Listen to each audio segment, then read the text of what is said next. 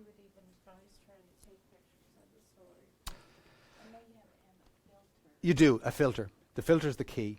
And the number of the filter, there's a, well, first of all, finding welding glass. Okay, so welding glass, which goes up as high as an index of 16, but is very, not great quality glass. But you probably need 2. I mean, the strength before the eclipse, even a partial eclipse, that's a very, very bright light. So you have to have something dense in front. And there are filters you buy, but apparently they're running out everywhere. I'm trying to remember what somebody said was that they were running out of. Some very simple thing that people were going to need was just gone. I can't remember. I think, yeah, tripods are gone.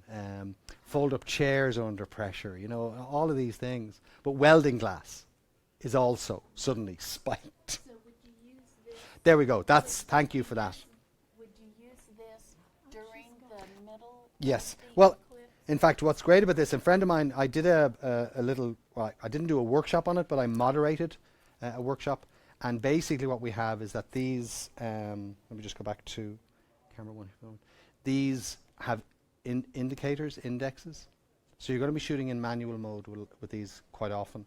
But basically you have this, which is silvered. You can you could not see through it because we only see normal light. But if you point up towards the sun, then you will see something through it.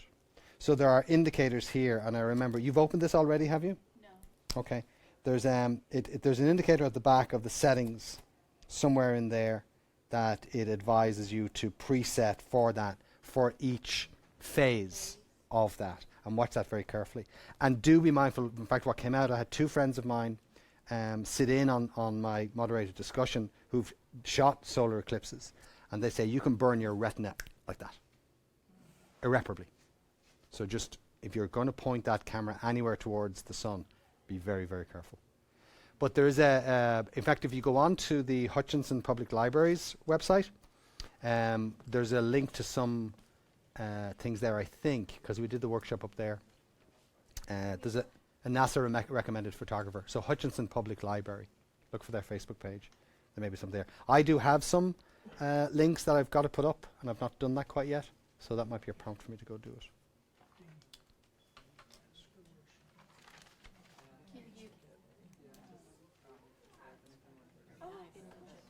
Yes, in fact, that's where I heard it was. Now, will they have them or not? I would call before you drive. Now,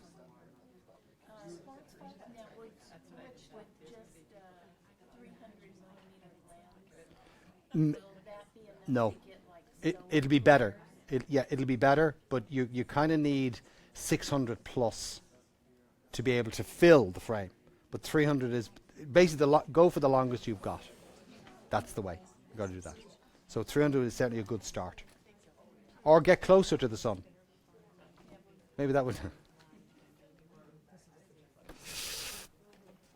Okay, we're at 110. I was watching the. I'm back on. Mike, have we got sound? Okay, we're live. I was reading an article in the New York Times during the week, and the article, you can search for it. The article was talking about the most regular, unusual vacation spots, state by state. So Kansas and Colorado. Okay, so you've got Mexico, yeah. You've got the Caribbean, yeah. But the most unusual one was that most Coloradans and Kansans go to Germany. I think Nevada, Togo. So it's all down to the population, and it was a Facebook survey. So basically, where are you saying your home place is, and where are you checking in? So that's kind of interesting. So anyway, so the reason I say that is that I think there's a little bit of German in me. So to me, 110 is 110. It's not 111, because that's 111, you see. Maybe I'm just a bit too literal sometimes. I don't know. So that's why I feel so comfortable in this state. Alrighty, so I want to continue. I'm going to go to the computer mic. I want to continue now with this discussion of what the apertures do. So I talked about a small aperture number, gives you a small depth of field, and that's your go-to when you want to blur the background. It's also your go-to if you want to blur the foreground being the bits that are close up to you. And when you want a large depth of field, when you want most everything in focus, you go for a large aperture number. So landscape photographers would be defaulting towards larger aperture numbers, because primarily you want the rock or the hedge that's near you, the house in the middle distance, and the mountains off in the background or whatever. You want all of that in focus. So other things that come into play here is that depth of field changes based on the focal length of the lens that you're using. So the focal length is the zoom strength, the magnification of the lens itself. This doesn't come into play if you're on a phone and you're zooming in by enlarging the pic. You're not zooming in, you're actually enlarging the pic. So this is when you have an optical based way of zooming in or zooming out. In other words, a lens. And it's the lens that's doing the heavy work. So in these two particular shots here, what I have is same young woman, same distance top of head to kind of, just below her knuckles. But the one on the left is at 55 millimeters on a Nikon or a Canon, and the one on the right is at 300 millimeters. The aperture number is 5.6 in both. So the aperture number has an effect on your depth of field, but the focal length also has a significant effect. So essentially what I'm saying is that if I want to blur a background, why would I want to blur a background? When there is a sharpness in one part of an image and a blur in another part of an image, it gives us a sense of 3 dimensions. It gives us a sense of the subject jumping off the background. So here we have sharp detail, distracting detail, the sidewalk, a bit of a car. There's actually a little bit of that silver car peeping through the hedge here. So we're looking at her, but we have to filter out the background. Whereas when the background is blurred, it makes her appear to jump off the page. So if I'm looking to take a portrait where I'm looking to see, can I, all depends on the equipment I have, all depends on a number of things, I'm looking to see, can I blur the background so that he or she or it jumps off the page. So small aperture number is my first go-to. To make sure that happens, I pretty much have to be in aperture priority mode. So AV on Canons, A on everybody else. They're the modes because I can control. P mode allows the shutter and aperture to fluctuate. Aperture priority allows you to choose an aperture number and it stays there. Now you have to always be careful that the shutter speed doesn't drop, but on a bright day you should have very little issue. The distances here, and that's what's different, is that I'm probably somewhere around 6 feet from her in this shot. I'm around 50 feet from her in this shot. So let me use yards and meters because they're kind of the same. So I'm probably somewhere around kind of 2 meters, 2 yards. And I'm somewhere around, I would say, 12, 15 meters, 12, 15 yards. So that's kind of hard to do in a house. Although I saw some farms going by. Oof. Barns would be great. Big, long barns. So inside your front room, inside your kitchen, that's a bit more tricky. But essentially, I talked earlier about photographers as they approach a scene, they're beginning to think. So if I'm asked to take a portrait, it's not like, hey, you, could you take a portrait? I've got some advance notice usually. So I'm looking for longer focal lengths. The 1855 at 55 is better, but you know what? Something that goes beyond that is even better again. The actual focal length that they talk about as being kind of generally a good one for portraiture is somewhere, and it depends on your camera sensor size. So primarily, when it comes to removable lens cameras, we have 3 sizes. We have a full frame camera, which is the same sensor size as film, 35mm film. So the focal length for that is around 100 millimeters. And you will see lenses around that, 95, 90, 105, referred to as portrait lenses. And the reason for that is that they help give us, I'm going to go back, Mike. Can you put up the computer on the screen, Mike? Thank you. The reason for that is that I'm looking to get the distance from the subject. I will get an aperture number that allows me to blur a background as well. With crop sensor cameras, so Nikons and Canons, when they have a crop sensor camera, you basically have a factor of about 1.5, 1.6. So in other words, a 100 millimeters on a crop sensor camera is not 100 millimeters. It's 150 on a Nikon, and it's 160 on a Canon. So in actual fact, we need something, a focal length on crop sensor cameras of around 70. 70 multiplied by 1.5, 1.6 gets you into the 100. So there's a magnification that happens with all lenses. So with the Olympus 4/3, it's a 200%. So to get a 100 millimeter effect, what we call effective focal length, you need a 50 millimeter on the Nikon or on the Olympus. With point and shoots, with bridge cameras, it all depends. Quite often they don't give you numbers back. But if you have a kind of a 5x on your optical zoom, then it's around 5x. It does vary because it's all down to the size of the sensor. That's what the magnification, the multiplication comes from. Okay?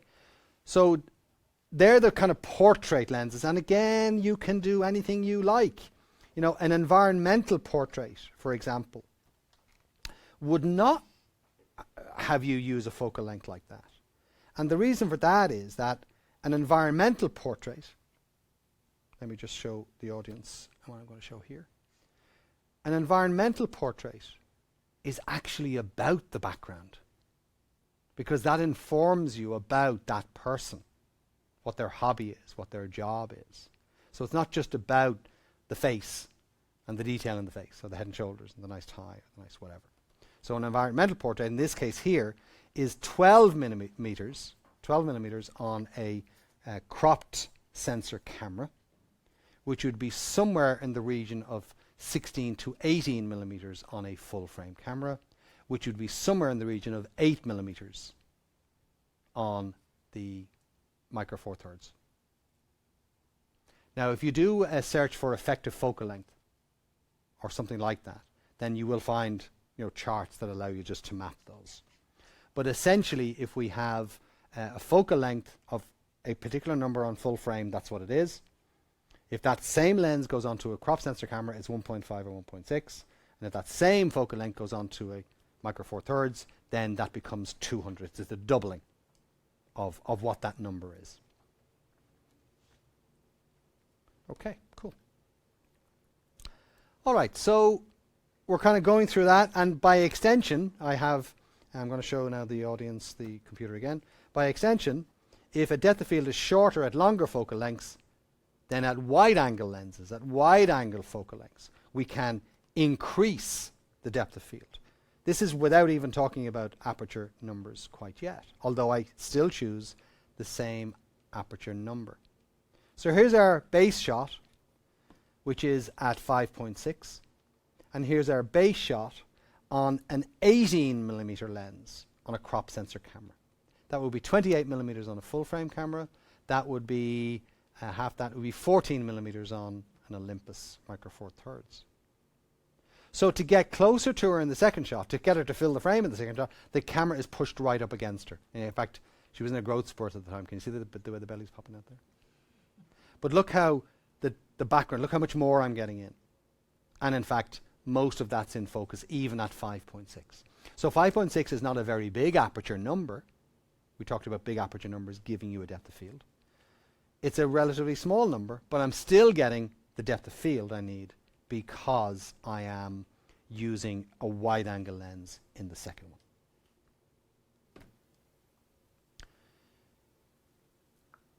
So I'm often asked, you know, what lens should I get?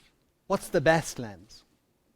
And I've been very good so far, because there is one answer to every single question in photography. One answer covers them all. Are you ready? It depends. So when somebody comes to me and says they want a lens, I have to ask, what do you want to shoot? I can't give you a recommendation unless I know what you want to photograph. So if somebody says they want to shoot hawks, I am not going to recommend a wide-angle lens. If somebody wants to shoot landscapes, I'm pretty much not going to recommend a 300mm lens. I'm not saying you cannot use them, but I'm saying they won't be as effective. And there really is no one lens that's catch-all. There really is no one lens, and there's always trade-offs. But if I was to give you any recommendations to consider, I'd be looking at the super zooms. So on the crop sensor Nikons and Canons, you can get 18 to 300 and 350 millimeters in one lens. On the full frames, I think on both Canon and Nikon for sure, I've seen 28 to 300 millimeter lenses. Now they're big, they're heavy, but it's just one lens.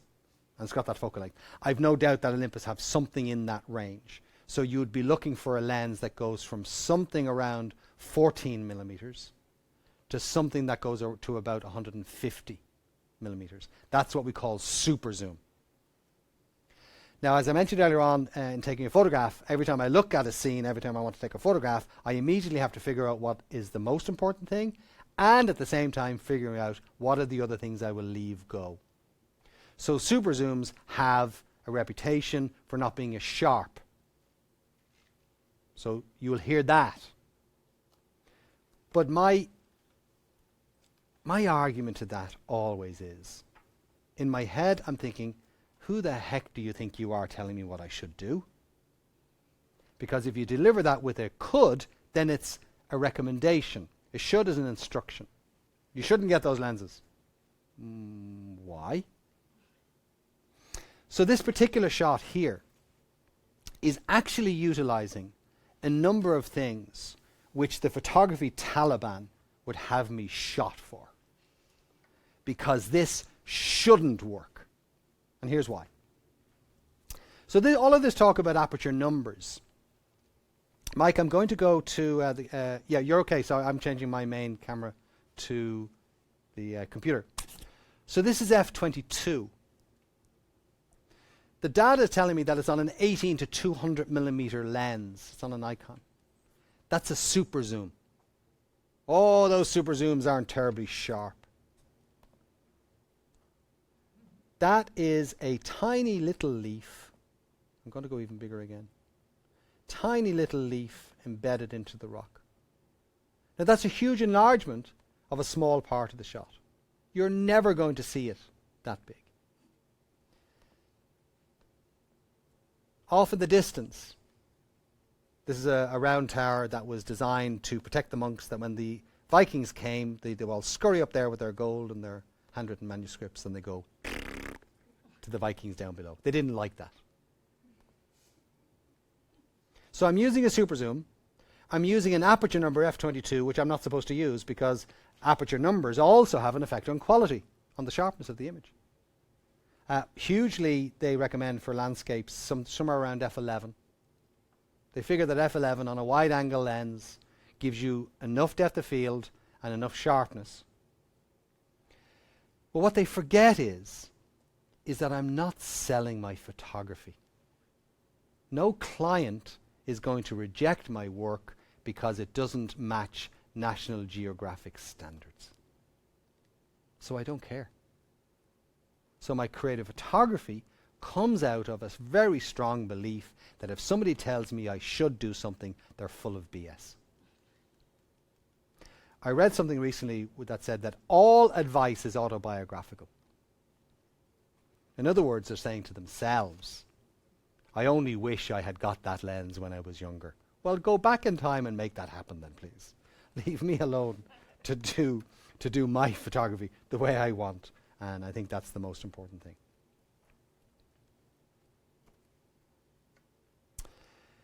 What we also have, and this is the extra responsibility, and I'm not going to go hugely into this now or at all in this course. The camera measures the light, and what the camera has through its meter is an ability to give importance to certain parts of the scene. The default on all digital cameras, particularly if you reset and go back to factory defaults, all cameras have an ability to do that. Well, what you have is an ability to say, bias yourselves towards one thing or another. So the default setting is an evaluative, a matrix, where it's breaking it up into segments, multi-segments. So it's reading each segment, it's checking against a database of what that might be. Landscape, bright at the top, dark at the bottom. Portrait, seems to be, the middle bit seems to be kind of darkish, and the background is, the edges are brightish. So that's the default setting. Spot metering is very dangerous. Spot metering is only measuring light in the spot. So if you have a black cat against a white background, in fact, if I were to place myself against this black background with my white paley Irish skin, you would put a spot meter there or there, and that measures the light coming off my face, which means the black background won't end up being grey and my skin won't end up being grey. So snow shots, you probably find that if you take shots in the snow is kind of bluey grey, not white. The exposure.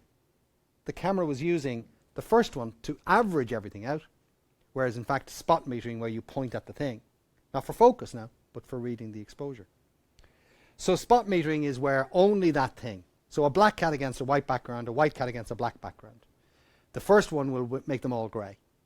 The second one, when pointed correctly, will measure the light just on that spot. You then have to lock that metering, and some cameras have a separate exposure lock. Canons use the star button on the back. Canons or Nikons have an AEL, automatic exposure lock, on the back.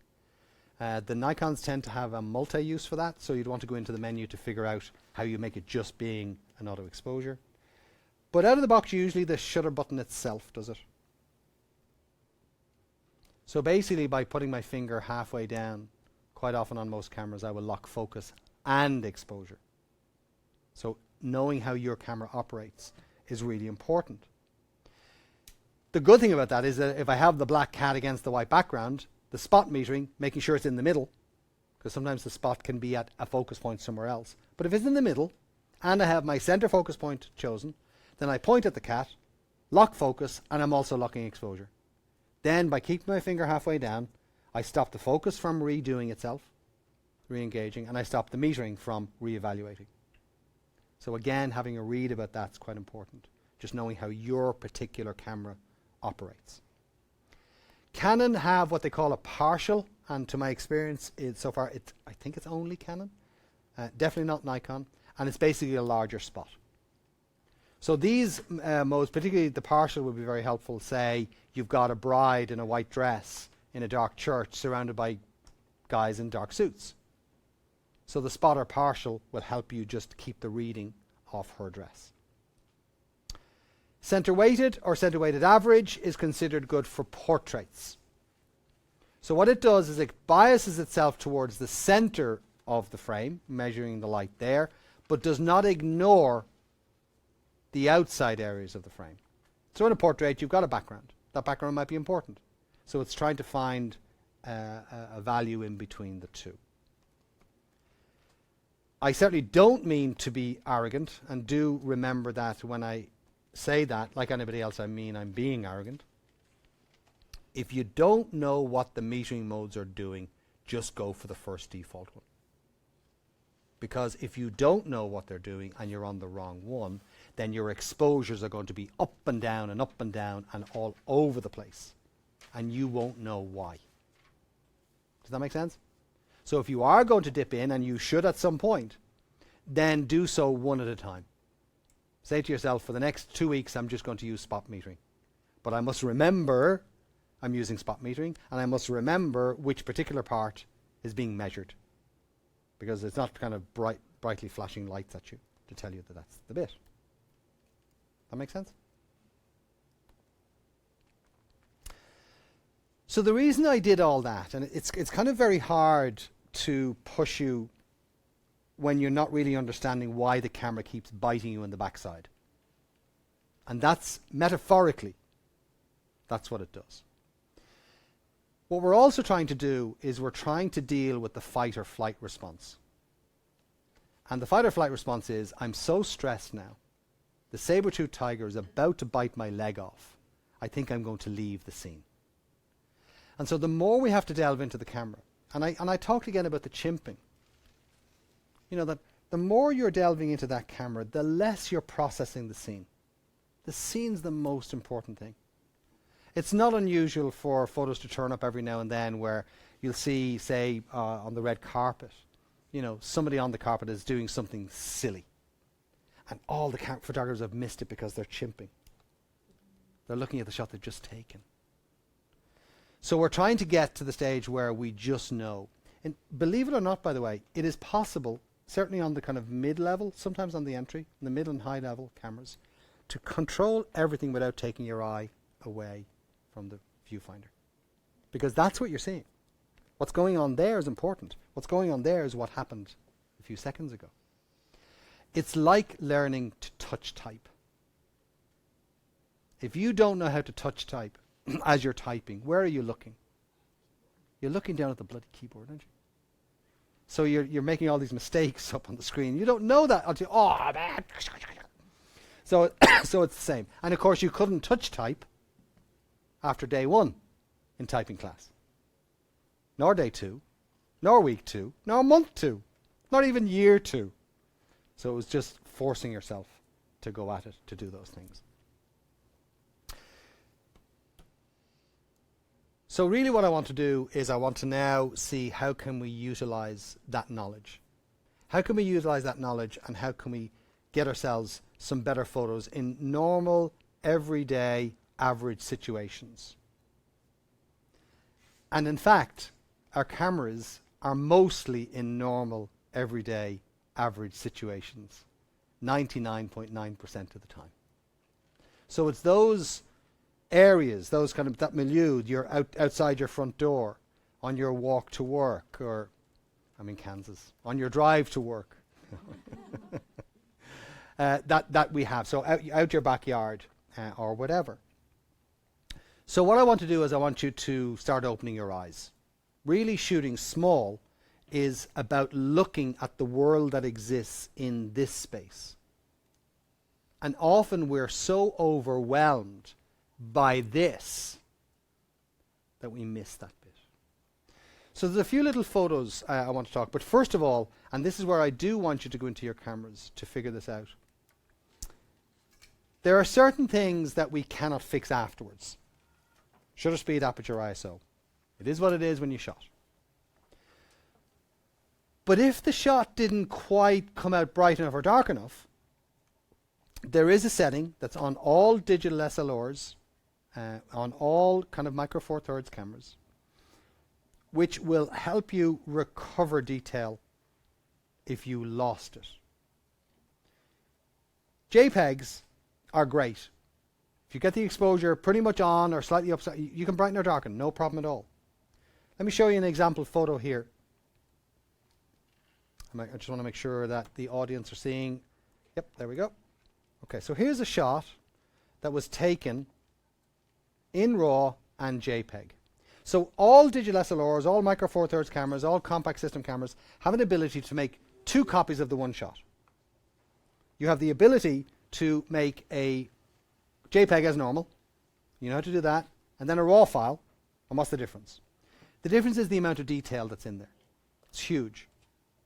So here's the RAW file, and here's the JPEG file. It's the same shot, except when I need to delve in deep into finding some of the corrective issues with this shot. So basically, if I go here, yep, I want to just enlarge that up to probably 2.1. There we go. Cool.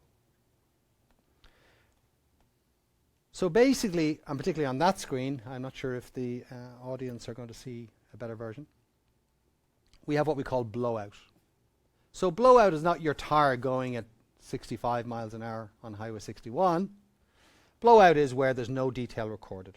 And in fact, there's a highlight warning that can be called up on all cameras, and inside software it comes up as well. On cameras it's usually black. If you have it enabled at all, it's blinking, and that's telling you you're in danger of losing detail in the highlights. Here in the software, I basically am being told that in that red area I have a problem. So that's the RAW file, or the JPEG. When I go to the raw file, the software has already pulled some of the data that's there and has made that shot less blown out. But here's what I can do, and here's the issue, in fact, with JPEGs. So if I take a highlight slider, so over the last 10 years or so, instead of simply brightening or darkening a photo, we can now go in and target specific areas. So we can go in and target the highlights areas, and what I have here on the histogram is shadow areas, and then we have highlight areas on the right hand side. So basically I can target specific areas, and those areas I can usually target with a single slider. So Camera Raw, Adobe Camera Raw on Photoshop, Adobe Camera Raw in the Photoshop Elements, Adobe Camera Raw in Lightroom allows me to do that. So basically what I'm doing is I'm taking the highlight slider, which is going to darken or brighten just the highlights. And as I move to the left, can you see the way I'm pulling back detail? Now the white that is completely blown out, you're not seeing it so much easily there on that main screen, but I think the live audience are seeing it. It's gone a bit grey. The overall shot now will be quite grey. But really what I want to show you is that I'm able to pull back some detail, but there's a point at which it stops. And that part was not recorded. That's a lie. It was recorded, because all cameras shoot in RAW. All cameras out of the box shoot in RAW, but if you only have a JPEG setting set, it throws away 3/4 of the information in that shot, because a JPEG can only hold a fraction of what the camera captured. If I go to the RAW file now, remember it's the same shot, it's just another copy, a higher detailed copy. If I'll take that same highlight slider and drag it back to the left, I'm darkening the shadows, or darkening the highlights, I beg your pardon. So if the camera didn't capture it in the first place, I can't pull it back in the second. But if it did capture it, then I can target it potentially with software that allows me to do that. So shooting RAW files is extremely helpful in situations where the detail, the exposures are likely to be up and down. Bright areas, dark areas. In fact, if you look at the histogram here, just right there, you'll see, in fact, that slider is targeting the highlights. Because in the histogram, on the right-hand side, we have the highlights. On the left-hand side, we have the shadows. And the bit in between is the middle bit, called the midtones. So usually I can go in and target those individual parts if I want. So why am I saying that that's important? The problem with the human condition is that we're afraid of something new. So we won't do something unless our life depends on it. But I've had people come to me and see these tutorials having come back from traveling the world, saying, now I wish I brought my big camera. I only brought my small one because I wanted to be light. Well, I want to say, you'll never get those shots ever again. What can I say? There's nothing I can say. Well, I don't say that. I think it, but I don't say it, because I'm a nice person. Well, on the outside. So shooting RAW plus JPEG, which is an option that all cameras that allow RAW do, means you don't have to ever think, oh, I should have. I wish I had. You are going to have storage issues because the RAW file is bigger than the JPEG. JPEG is compressed. So you're going to have those issues. But you're going to have detail. You're going to be able to pull that information back. And if you can do that, then there's a ton of stuff you can do later, just to make up for the fact that your photography skill level wasn't as high as you would like it to be, or because you were just in a really, really difficult lighting situation.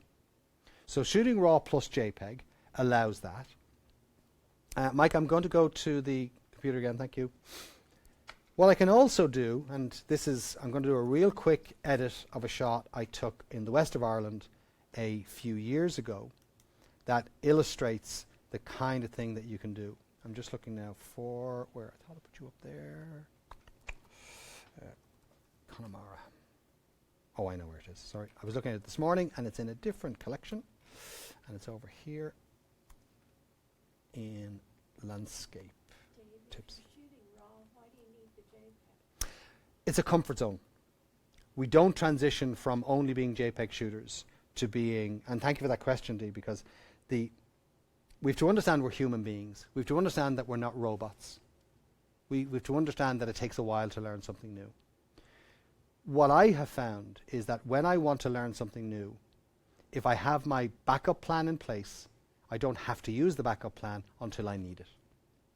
And then when I need it, oh my gosh, do I need it. So with raw files, what you will find is that, I'll get to that. Eventually I'll figure, eventually. Then your mother-in-law wants that shot you took yesterday. Tomorrow morning at 9 o'clock. The JPEG was so blown out that it's a rubbish photo. Even she would see it was rubbish. And your relationship is a bit on the iffy side anyway. You will stay up all night to find out, and Google is great for this. You'll find out how to process that raw file. I guarantee you. And then over time, as you come through these crises, I didn't know it was that easy. So that's why the RAW plus JPEG has that transition. But if you're already a RAW shooter, there's absolutely no need for you to switch to RAW plus JPEG. It's the transition from the other way. And eventually, what you do is that you become an exclusively RAW shooter because in the software you create your own JPEGs. So I can export a JPEG that goes up to Facebook, that goes off to be printed. Whatever I need to do with that. So I make my own JPEGs. So there's no need for me to have a RAW plus a JPEG option. I'm going to chuck it out anyway. That makes sense? Yes. And I don't even save the JPEGs. My JPEGs are what I call kamikaze. They are only designed to go to a place, and once they go to a place, I delete them. Because my RAW files, maybe I make a PSD, a Photoshop file, a TIFF file, that may become the new, because I have to do layers or something. But here's an example of what we can do purely, literally purely out of the box of a RAW file. So here I am inside Lightroom.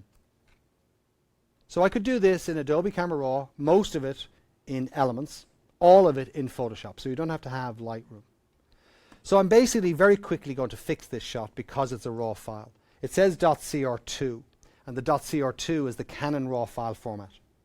.jpg is the JPEG. Nikon .nef. Olympus .RAF. That's the Royal Air Force. That's Spitfires. So here's what I'm going to do real quick. So I have a problem here. The problem is that I have a very high contrast lighting situation. I could deal with this with filters. I'll talk a little bit, if we have the time, about neutral density graduated filters. But basically what I'm going to do is I'm going to hit auto. I brighten everything. I can then look at the highlights and pull back highlights. Pull back detail lost in the sky. If I want to, I can take the shadows and increase the shadows. Pull up detail lost in the foreground. Then I can put in a graduated filter. I can make the top part dark to account for the fact that, whoops, there we go. Show me again how you did that. You have to take my paid course online called Lightroom for Beginners. It is right there. That is a graduated filter. And then you can just do the top. I can darken the top. Darken or light. Yep. Can you spot? Like a person or like a yes, there's a radial filter in there as well. You can do that. So you can highlight just like a vignette, but you can have it off center if you want. Absolutely. So what I've done here real quick is I have gone from that to that, which means that the RAW file has saved my bacon. I'm a vegetarian. That hurts me to say that. But there's no vegetarian equivalent. You know, save my kale. Doesn't quite have the same effect. So I talked to you about the focusing. So making sure that your shots are set. By the way, you don't always have to have RAW plus JPEG. If you're going to go, certainly if you're going to somewhere you're not going to go to again, RAW plus JPEG. If you're going to go be somewhere where the conditions are really special, some of the sunsets here are astonishing. There was one early in June, and I came out of Dollar Tree, and I'm going, oh my! And I just stopped, and then everybody stopped to look what I was looking at, then realised what I was looking at, and also looked at it too. You're just so used to it here. No, that's not right. I exaggerate. Okay, so focusing on the bit that's important. Right, so that's the center focus point, pointing at what you want in focus, finger halfway down, recompose, shoot. camera shake. Watching for camera shake, making sure that you don't cause a problem. And here's how you check. Playback and enlarge. So any photo, I don't know that I've taken any decent photos. Let me just take a photo of that class. And let me go. I'm going to go to camera 2, Mike. Thank you. So first of all, if you notice, you see the way there's little blinking going on here? Right there? That's telling me I've blown out the area. Well, then there's a spotlight or a floodlight hitting the curtains there. So that's blown out. So if I shot raw, I could correct that. So basically, here's how I find out if something is in focus. Enlarge, enlarge, enlarge, enlarge, enlarge, enlarge, enlarge, enlarge, enlarge. And it's not in focus. So I know now that it's not in focus. So basically, I can take that shot again. That's the beauty of digital.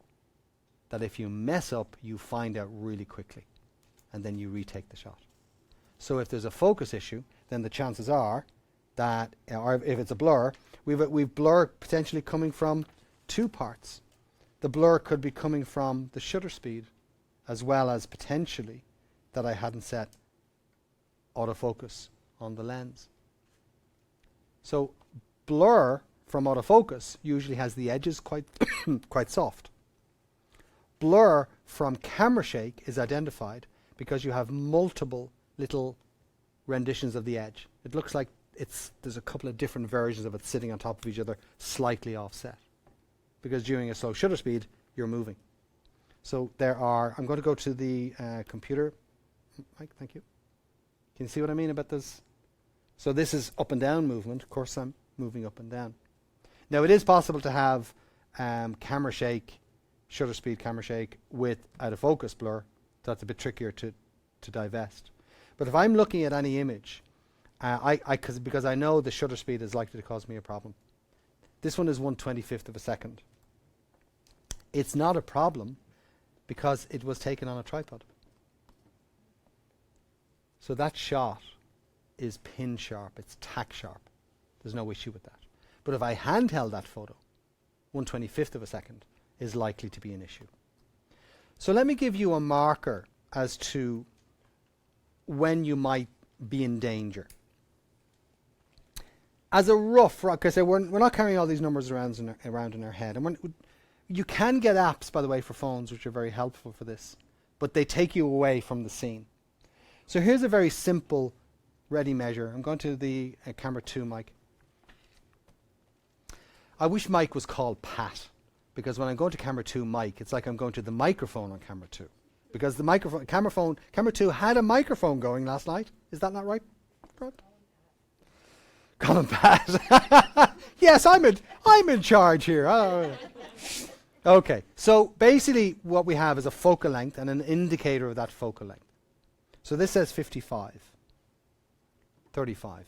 And I can kind of fairly guess if that's 24 and that's 35 and I'm halfway in between, I essentially have something around 30. So as a rough ready reckoner, again, the photography Taliban, we're going to drag me out and shoot me.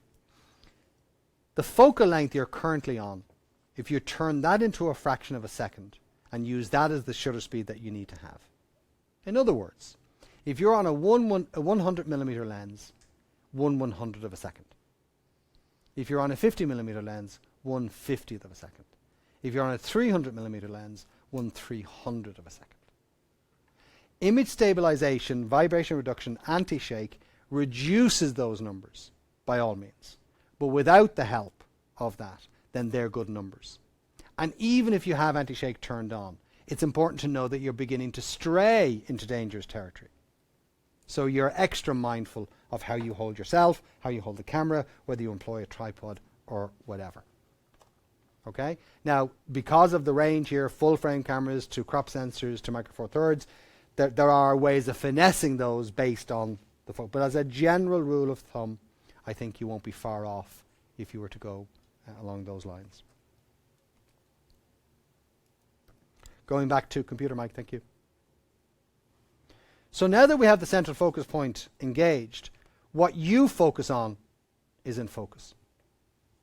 So in this particular shot here, I'm just going to enlarge that up even more. As photographers, right, every one of us here is a photographer. What you put in front of that is for others to decide. Okay? Please try not to use, I call it the preemptive negative. The preemptive negative is that I'm going to call my shot rubbish before anybody else has a chance to. Don't, and they probably won't.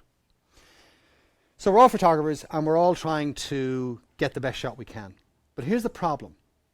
The problem is that we were there, and nobody else was. So when we see the photograph we took, we see the photograph we think we took. Everybody else sees the photograph we took. So we have a memory of that place. We have a memory of what we were trying to do. We have a memory of just finally getting away from the kids for a couple of hours. We have a memory of how warm it is after a cold winter. None of those are being recorded in the shot. We have a two-dimensional view of the world, which is immediately recorded in the camera as 2. So it's three-dimensional becoming 2. So in this particular shot, I may still see this little weedy flower, but because I focus on the boat behind, the viewer is going to go straight to the boat. Our eye goes to sharpness like a magnet, and it stays away from blur. Now it will eventually look at the blur. So if I want to make sure that the focus and attention of the viewer is on that little weed, and the thinner something is, the harder that's going to be, then I've got to make sure that I focus on that little thin thing. The general focus would see through that. So I have to point at one of those, lock focus, recompose, shoot. I have to make sure that in that moment, in that lighting conditions, that my shutter speed is not likely to cause blur through camera shake. So all these things are going through my head. So remember, every shot you've taken, you see the shot you think you took. Every shot. I don't think you ever completely remove yourself from that, because we are emotionally and physically invested in that image. Everybody else just sees the image. Okay? So what you focus on is what's in focus. Really, I'm saying is that what needs to be in focus? So that's you. Your photography instincts is going to be the decider of that.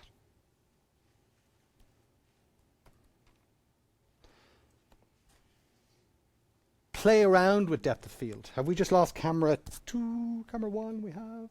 See, the few things we still haven't figured out yet. Digital SLRs are not designed for use in TV studios. And we found that this week because they go off after 30 minutes. What's supposed to happen is we very cleverly figured out that if the power output, because they're all powered, goes to a socket that we can turn on and off, and there's a Wemo controlling that, then we can turn them on when I'm not on camera 1, turn them off, and they come back on again. Except we're forgetting to do that, Mike, aren't we?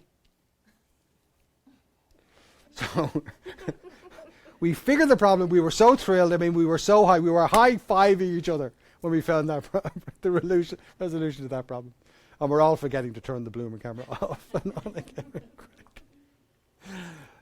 So playing with depth of field. What do I mean by playing with depth of field? Your depth of field starts at your focus point. That's why it's important to lock down a single focus point and not let the camera use them all. Because depth of field, which is the amount in front and the amount behind that's in focus, starts at the focus point. So that means that here, on the same aperture number, very same aperture number, if I focus on the ropes near, the parts of the ropes near the camera, whoops, I want to get that back in, make that as big as I can, then the background is blurred. Same aperture number, same focal length, I'm just basically focusing on different parts. If I focus on the middle of the rope, the bottom of the rope is blurred and the background of the rope is blurred. Thanks, Mike. Mike has just saved my bacon, by the way. Mike Hale, because he switched to camera 1 for me. Thank you so much. And if I focus on the boat, then the boat and the background is in focus, but the very front of the rope is blurred. The only change is that I decided I would point the focus point at different parts of the rope. Does that make sense? So you're the one who makes that decision. The camera doesn't make that decision, ever.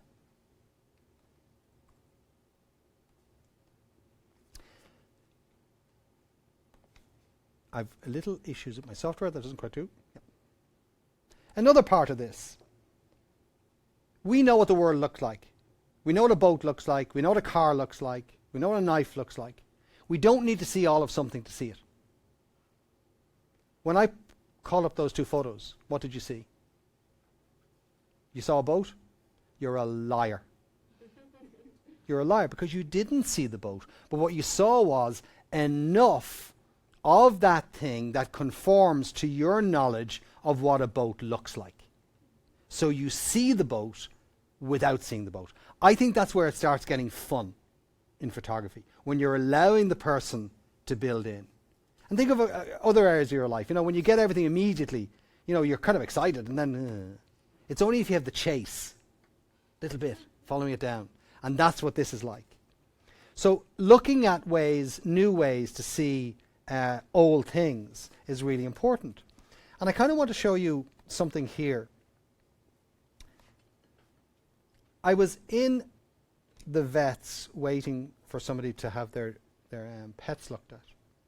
So these seat covers are right there in the reception area. Same seat. Same seat. Same seat. The back of it. Same seat. This is all on a phone.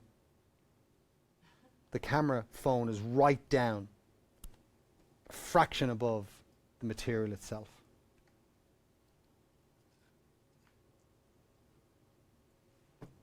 So in the most normal of environments, the least artistic of environments by and large, because we're just trying to get people through all kind of reception areas, shooting small gives you some really interesting perspectives.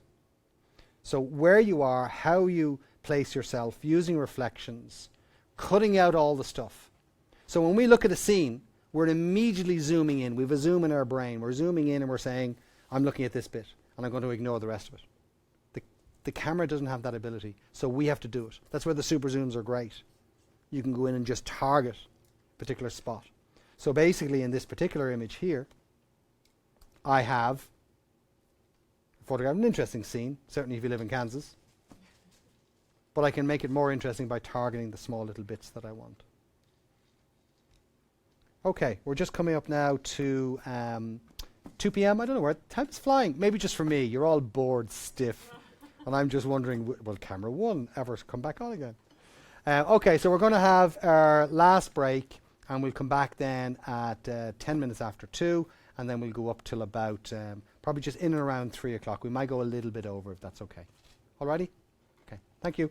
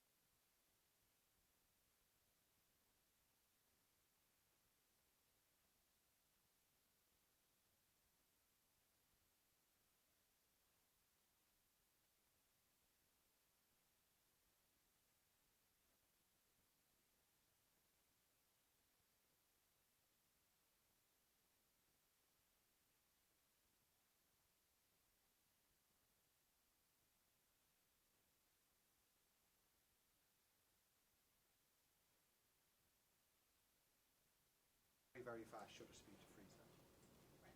But if you see that plane from the highway a few miles away, it appears to be slower because of the distance between them.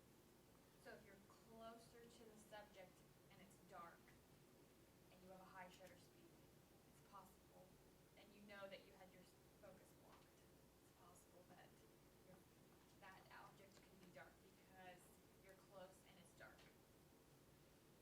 I mean, not always, but Yeah, I think what you're doing, I think you're describing a particular situation which happened, but the darkness and the shutter speed are not connected.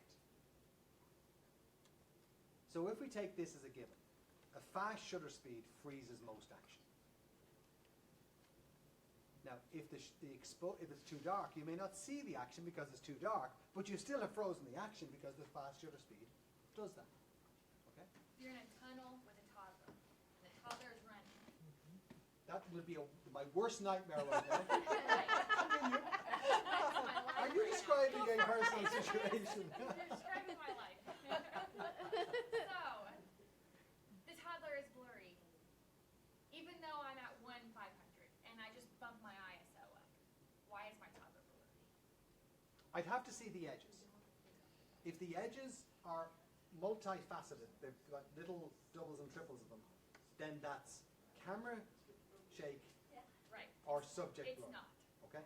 If it's the edge that's Yes. soft, then it's focus. Okay. It's the edge. Well, then the chances are, because this is, I talked, you weren't here when I talked earlier on. If I focus on Robin, Right. and I go there, she stays in focus. But if that distance changes at all between us while the focus is locked, Yeah. essentially I'm locked on a distance. So let's say I focus and the camera has measured 5 feet. Okay. As long as my finger stays down there, that camera is locked on 5 feet. It's even locked on 5 feet now. If I'm switched to manual focus, that's even worse, Right. No. right? Because I could manually focus and then there's no finger Right. Right. going to engage. I still stay focused on that 5 feet or 4.5 or 2 or whatever. So I'd need to see the shot to do some detective work on it. But I would suspect if you're talking about a toddler, then the distance has changed Yes. after the focus was locked. That would be my suspicion. So how would you avoid a low light area with a toddler and a high shutter speed being blurred? How would you avoid that? Flash. How can, Well, if You you're in a introduce gym, light. you can't use it, though. Yeah. You see, That's this where I is get the in problem. trouble. People keep asking me questions that the answers which are truthful are not the answers they want. No, I know. So they keep asking. No, I don't. Right, no, I understand. Well, how does that work? Like a We big can. flash. You could maybe make them go asleep. So that they're not moving. Problem solved. There's a solution for you. Yeah. But I mean, I have touched a couple of times on how every single shot we want to take, we have to identify what the most important thing is and quickly identify what else we're willing to let go of. So you may need a very high ISO, which will degrade the quality of the image, Right. to get the fast shutter speed Right. that blurs or freezes the toddler Right. moving very fast. But shouldn't 1/500 of a second freeze a toddler? Typically. I mean, they're not running that fast. Not an Olympian. So if I want a shutter speed to freeze, a 1/500 freezes most action we come up against, right? Right. Most, Yes. not rockets. Right. Not sure about nuclear explosions, but I'm going to test that in a few days.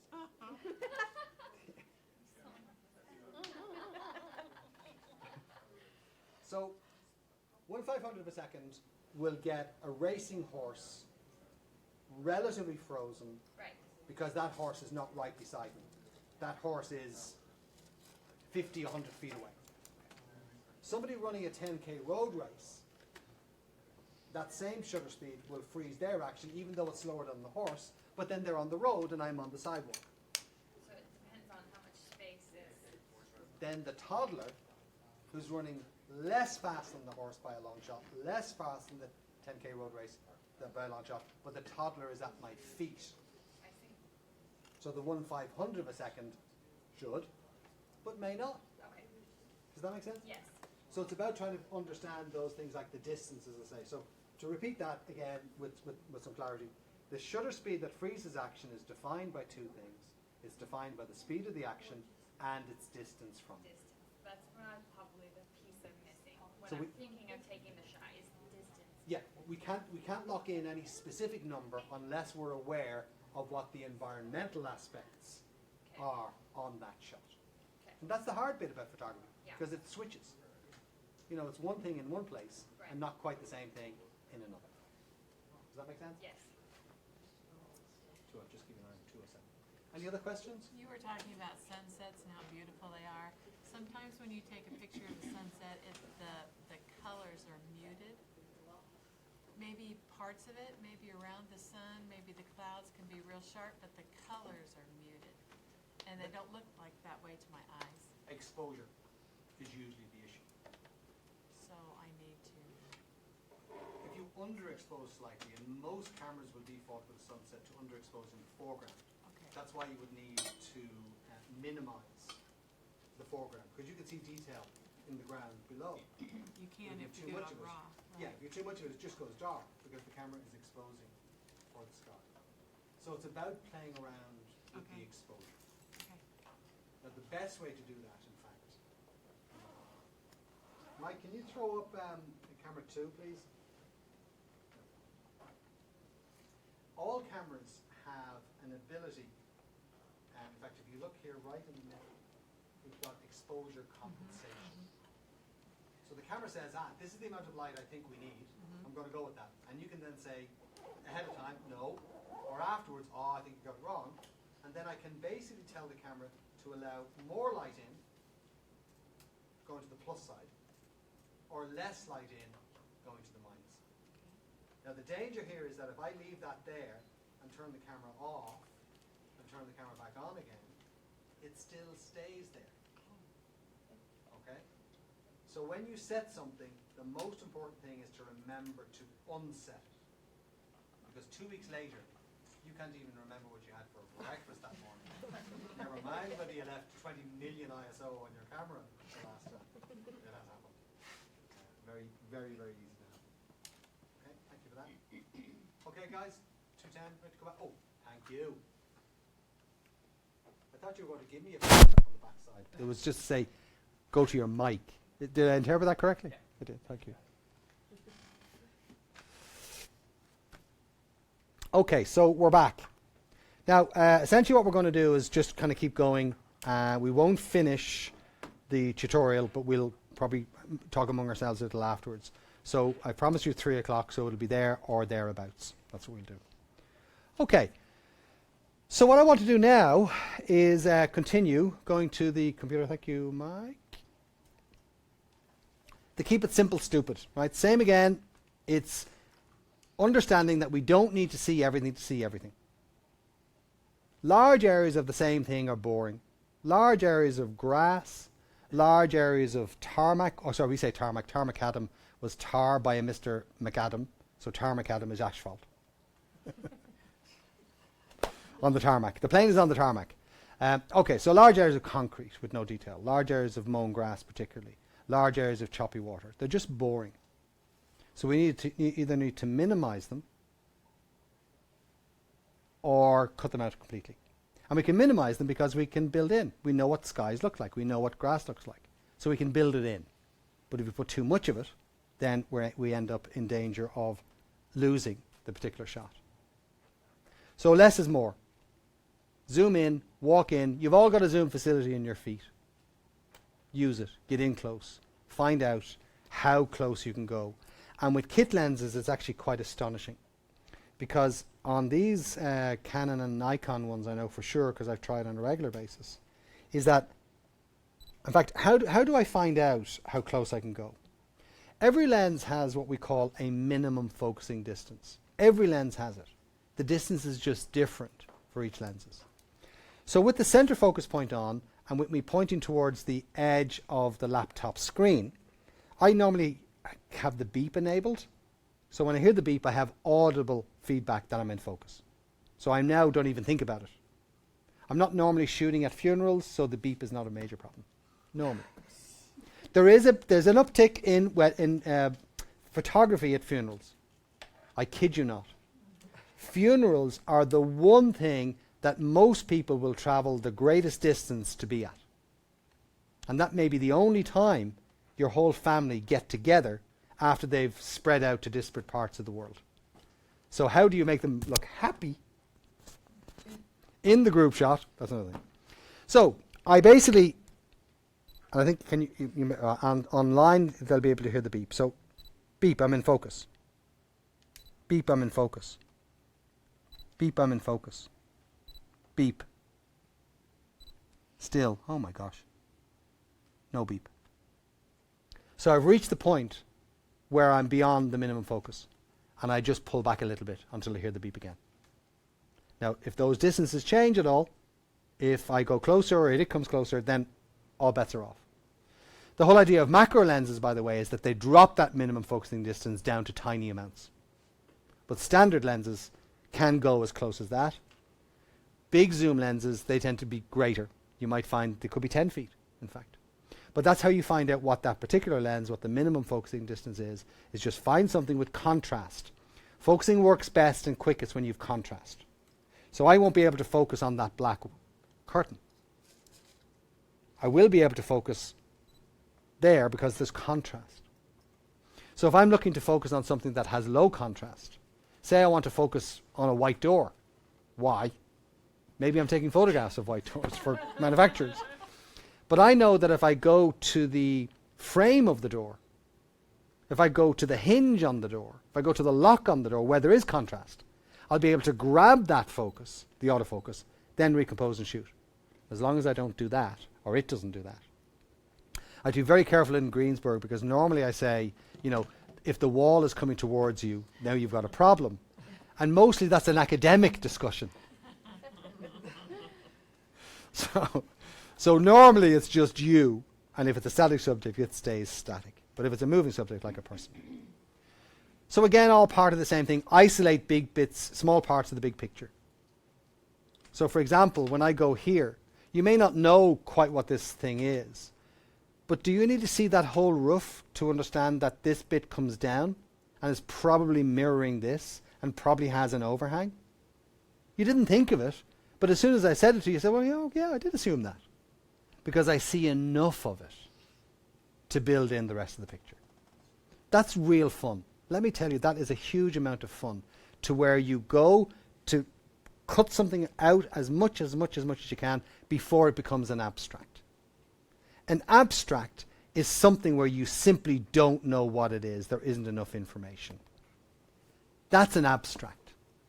There isn't enough visual information for you to figure that that is just simply the material covering on a padded seat in a vet's office. There isn't enough. That's a semi-abstract. That's not. So we can get to that semi-abstract area by just getting closer and closer and closer and closer. And understanding where that minimum focusing distance is for your lens is really, really important.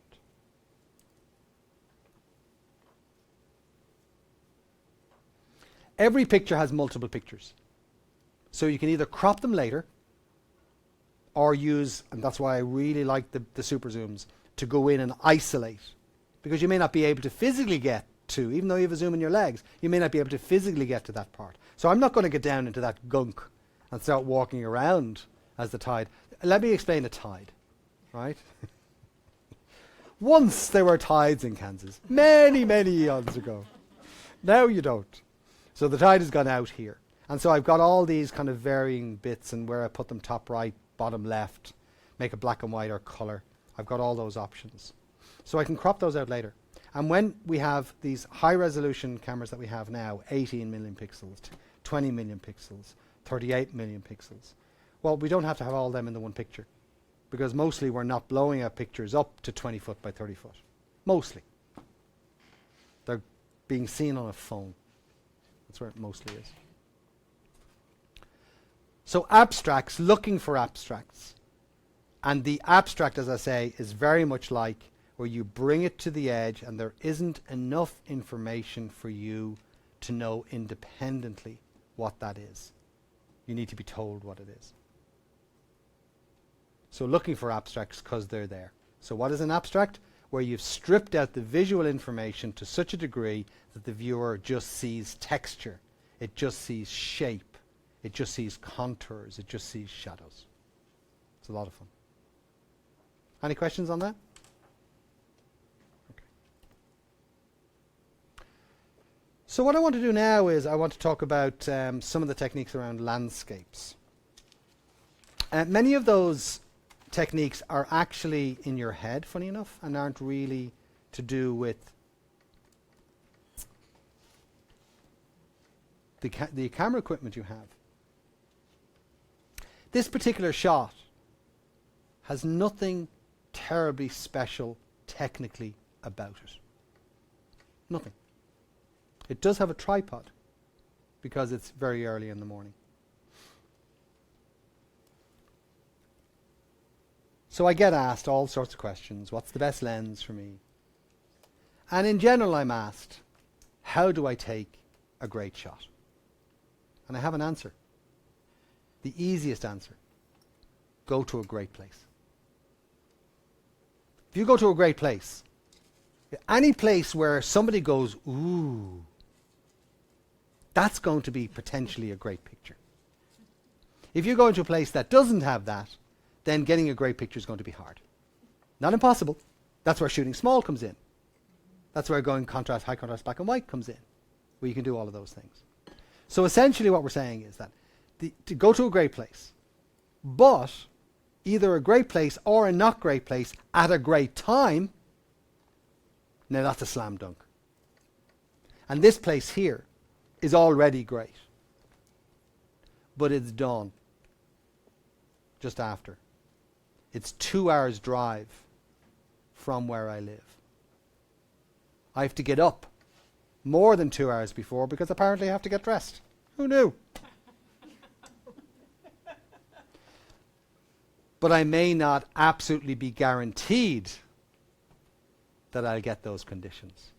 Because as soon as those conditions turn up, it's too late if I've not left my house. So I've got to go out on a fishing expedition, metaphorically, in the hope that the conditions turn out. So essentially, we will get great shots when we go to great places. And I hear this term used all the time. Somebody says, that's a great shot. I'm going, don't think so. I think it's a great place. And that's different. So essentially, we are trying to find ways to find great locations. So this is a great location. It's not necessarily at a great time. This is Morro Bay. Morro Bay is on the west coast, just above San Luis Obispo. Going low means, and with the tide out, I'm getting reflections. And I paid these models, no I didn't. These people and as soon as they walked into the landscape, I knew I had something special. I knew I had something special.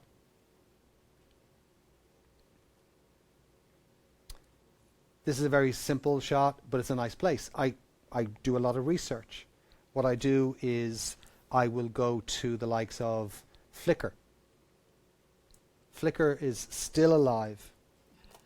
I think we all need to hold hands, just say grace, and pray for its continued existence.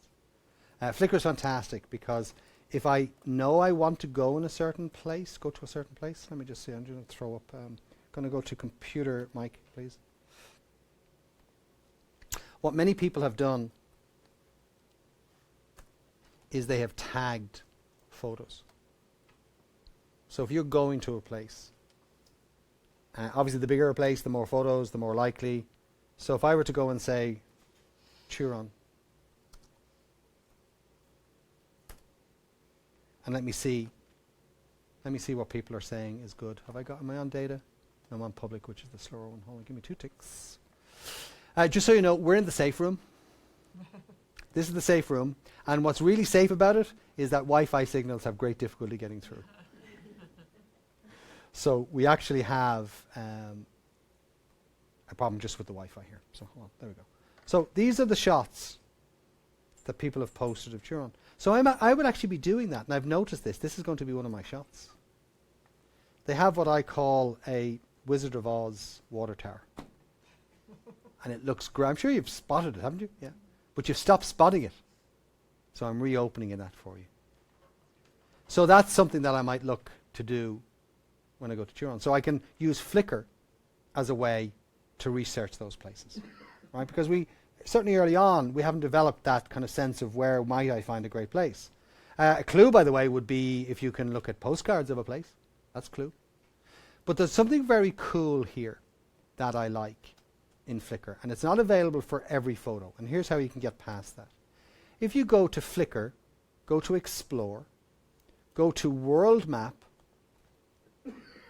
If somebody has tagged their photo to a map, you can search the map to see what's there. So here I'm going to go, and right now I think it's the whole world. It's coming up. Yes, it is. So basically what I can do is I can narrow my focus, narrow my search to a particular part. So I'm just going to get it right across to where we get into the middle of everything. There we go. We got you. So as I enlarge, I'm limiting the search to that space. I click on Search the Map. I want to search everybody. Yeah, I can do that. What am I looking for? I'm looking for barn in that map, and that's just what I want. Yep, click on Go. So I'm just going to search for barn. If memory has me correct, that should work. Yes, go.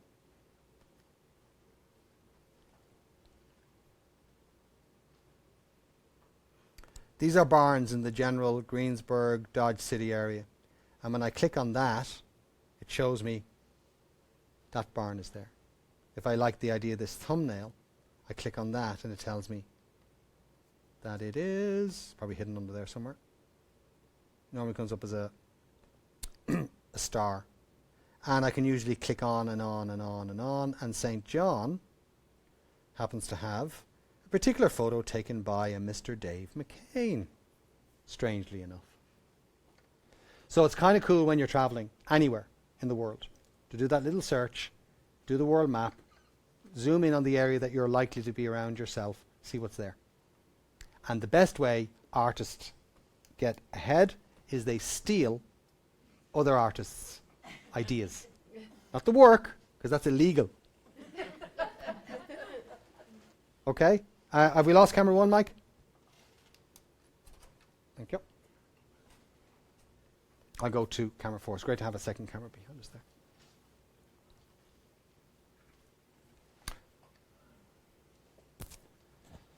So finding the location in the first place. The further that location away is from us, the less we're going to go there. So start somewhere close. Build a relationship up with that space. Build a relationship up because it's going to be different at different times. So weather is going to be variable. If you were close to the sea, then also you would have a situation where I'm just going to try and find these particular shots, I think it's over here, where the tides are going to have a huge difference on those shots. There we go. I'll bring in. Yeah, I didn't find the original, but so there's that particular trawler, fishing trawler, is sunk because we have a high tide, and in the other shot you see that's what it looks like in the low tide. And one of the big problems I find, and I'll share this with you because it's absolutely true. I I set out on what I didn't realize, but ended up being a 5-year photo project. And the 5-year photo project started, and I'll show you the shots that I took. It started with a magazine that came into my American mom's house in January of 2009.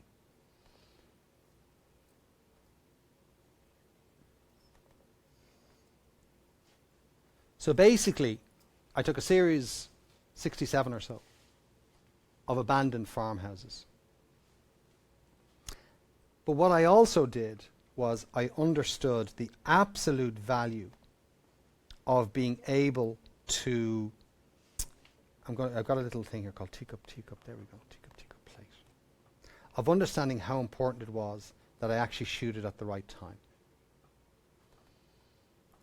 So in this particular story, I'm looking at this article, and it's like a 3 or 5 page article of this couple who are now retired, who travel around and they take photographs of barns. And some of them are nice and big, the pictures. And I'm going, I was shot at the wrong time of day. The shadows are in front of the barn, and then sometimes the shadows not on the back of the barn, which is great. And they got this big article. I'm going, I started a whole graphic design career on the basis that my design work could not be worse than the worst that was out there. So if they could get a 5 page article in a magazine that was delivered in through somebody's door and multiple door, well then maybe there's some hope. But here's what they were doing. And I would ask you to watch for this in your own photography. They took a photograph, a less than ideal photograph of a barn that was fully in shadow. Why? Because they were there. So they took the shot at less than ideal conditions because they were there and they were going to be somewhere else when the conditions were correct. Don't bother taking the shot unless it's simply a record of another barn that you saw for going back. Here's an example of how I played with that concept. This is a house that I spotted, corner of my eye, on Highway 50, just north of Florence, Kansas. So as you're heading towards Emporia, off to the left. I had just come off the plane from Wichita, and I was heading to Lawrence. Lawrence to Florence is about 100 and something miles, down near 150 miles. So I take the shot because I'm there. I take the shot because it's 150 miles. It's a 300-mile round trip. This project was shot through the drought. So basically, clouds didn't come. I gave you a new name for this state. I call it the blue sky state.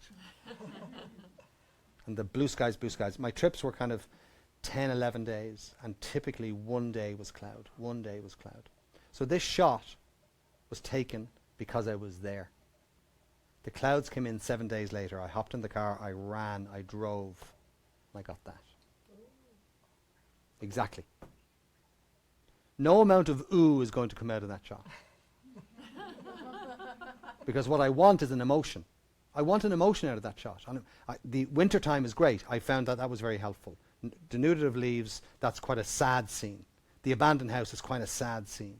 The untilled space in front of it, quite a sad scene. But nobody's sad on a bright sunny day. You have to work really hard at that. But not on a cloudy day. So basically what I'm saying is that you build up a relationship with a location, you build up a relationship with the kind of photography you want to take. You basically say, I will not bother with that shot. I'm not saying don't shoot it, I'm not saying don't process it, I'm not saying don't learn from it. Don't think it's any good if all the bits about what you want weren't there. Now the technical bits come over time, but the decisions about where you are, when you are, what you bring with you, they're all you. And you're the one that makes the difference. I can go to any scene and take a photograph with my phone, with my small camera, with my big camera. I know the limitations that they give me, but I can go there very, very quickly. And in fact, I'm just going to show you real quick. I think I can do this real quick. I took an image, a couple of images of late, and I'm just going to go into messages. You may see private stuff here. Just avert your eyes, okay? This is the only way. Somebody at the back is texting me. How am I supposed to read that text, Blair, when I'm actually going live on the internet? Now, so there we go. I find this sometimes the best way to do this for me. Did I do that there? No, I actually sent it to Mike. Did I do that? Oh, yeah. So there, the chairs you're sitting on. Right, they're just in the back. That's shot with the phone. I think actually if I go in here, there we go. That's what I want to see.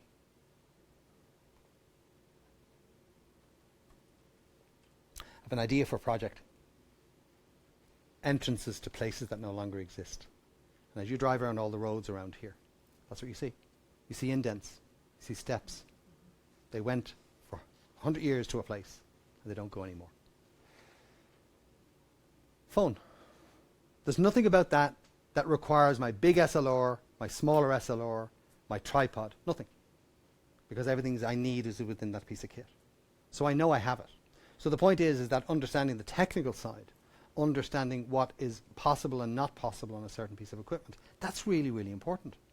It doesn't mean that you're going to swap out to another piece of equipment. It just means know what that's capable of and not capable of. Know if the lack is within you or within the gear. I started off with a Kodak 110 film camera. Then I went through a period where people were telling me that film was great. I'm going, I started off with a Kodak 110 film camera. It wasn't great. Every single camera you buy now is astonishing. Astonishing. Whether it's a camera phone, whether it's a point and shoot, whether it's an SLR of any kind. But what's it capable of? What are the physics within there? Depth of field. On a full frame camera, depth of field is far greater on a crop sensor camera than it is on a full frame camera. Depth of field is far greater on a point and shoot. So knowing these physical aspects so that you don't get disappointed about what your piece of kit's not capable of. So therefore, if you want that thing on a regular basis, you move to another piece of kit. Black and white's really important because black and white quite often is thought of as a rescuer of a bad photo. Back in the day, you had black and white film and you deliberately shot black and white film. Now, most of that was because it was easier to develop back home or in school, but you went for black and white knowing you were going to get black and white. What I find happens now, in fact, is that quite often the black and white in the computer tends not to work very well. So here's a shot of dull overcast day, typical Irish scene. Make it black and white, it just becomes bleh. Bleh is a technical term. But if I can learn how to do dodging and burning, maybe I can take what is a bleh and make it into something that's not bleh. Probably the first time I tried this technique, this is kind of just a Photoshop elements technique.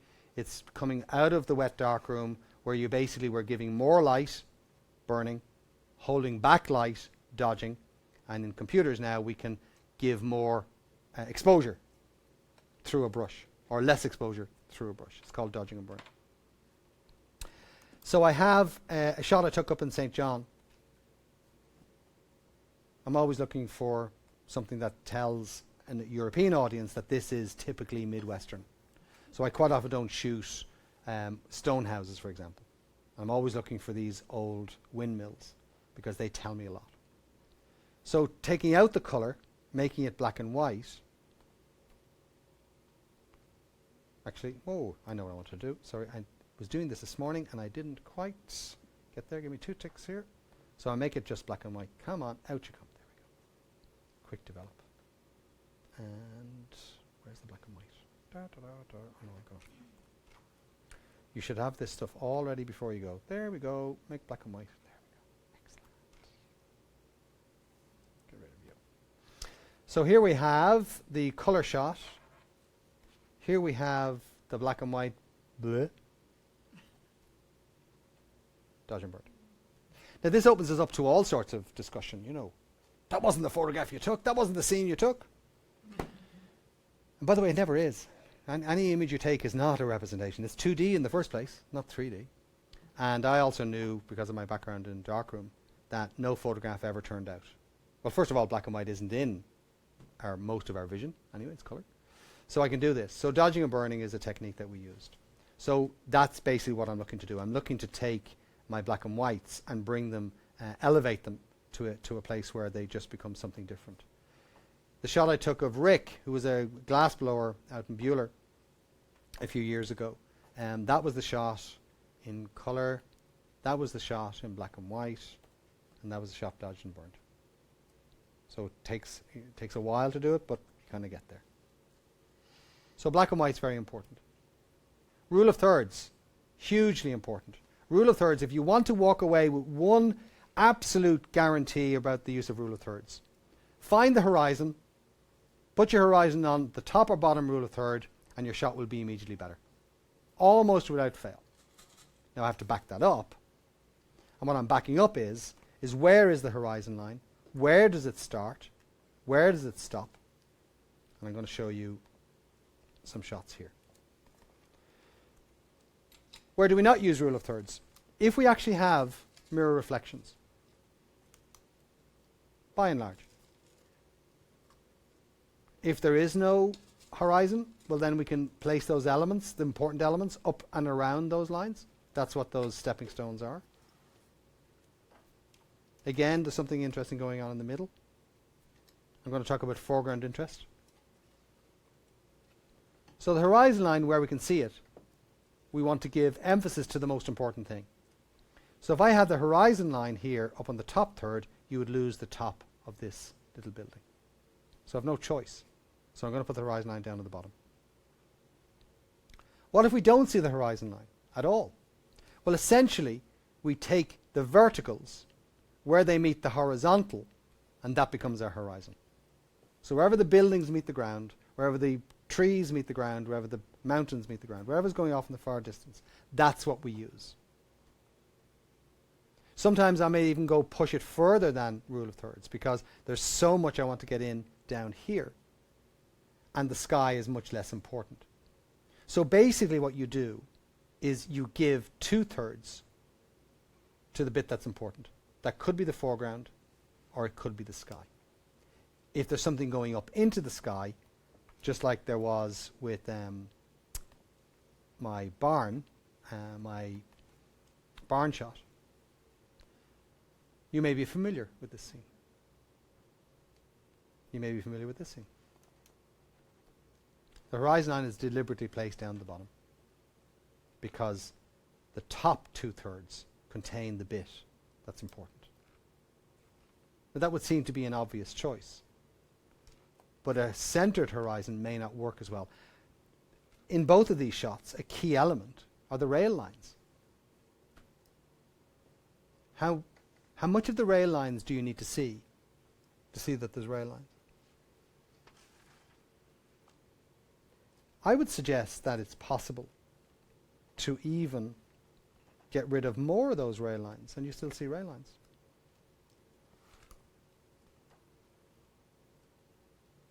Because you know what rail lines do. Now, how much I leave in or leave out, that's very much to do with my own aesthetic, my own interpretation of what I'm trying to do. And I am trying to create this image that just shows this Kansas prairie going off into the distance forever. That's the feeling I'm trying to give with that shot. So I need the rail lines. I need the converging parallels of the rail lines. I need those as the foreground interest to give me, like an environmental portrait, a bit of a background to what that story of that particular building is all about. So the horizon line is up on the top third.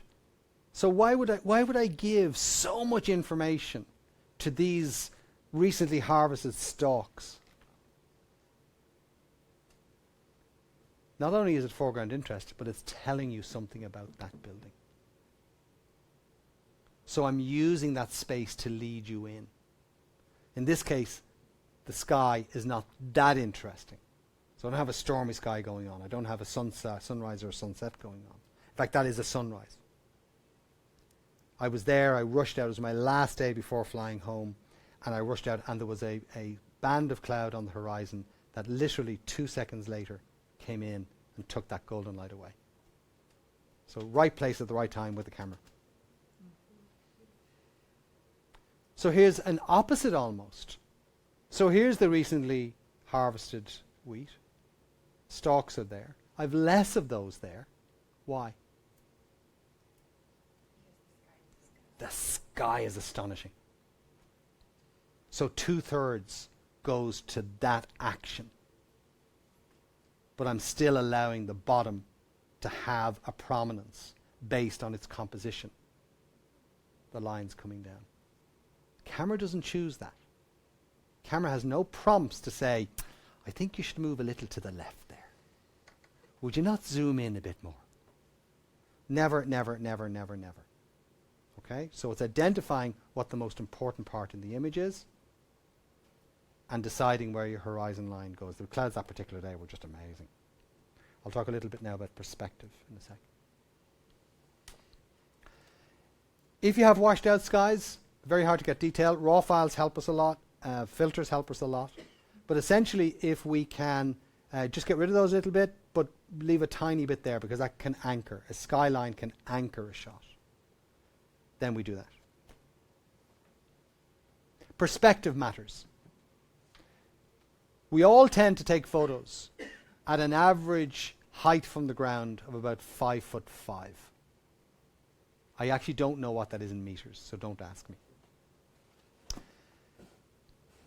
If we change our perspective, we can actually make normal stuff more interesting and interesting stuff even more interesting. You know the way, particularly kids, but adults do it as well. You know, if you go to a place that has kind of a balcony of some sort and you can walk out, you're immediately going looking down. Oh, wow. You're doing that because your perspective is different. Previously and recently you were just down on the ground seeing that. Now you're up here seeing that. Now if you were up there all the time, being down on the ground would be go, oh wow, look what it's like down here. So it's not that the angle per se from the balcony is interesting. It's lack of regular place in our lives is what makes it interesting. So what we can do is we can use that to great effect.